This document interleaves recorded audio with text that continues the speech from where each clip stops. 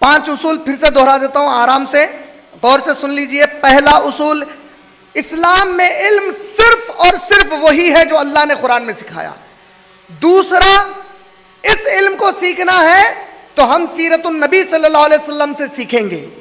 سیرت النبی صلی اللہ علیہ وسلم کو اور قرآن کے علم کو سمجھنے کے لیے سب سے بہترین لوگ جو عمل کیے اس کے اوپر، وہ نبی صلی اللہ علیہ وسلم کے شاگرد اور شاگردات یعنی صحابہ اور صحابیات رضی اللہ تعالیٰ عنہم اجمعین ہیں۔ ہم ان سے سیکھیں گے۔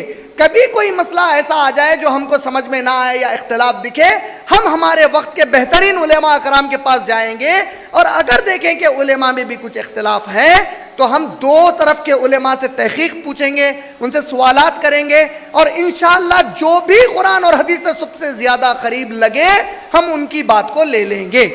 یہ 5 بنیادی اصول ہے۔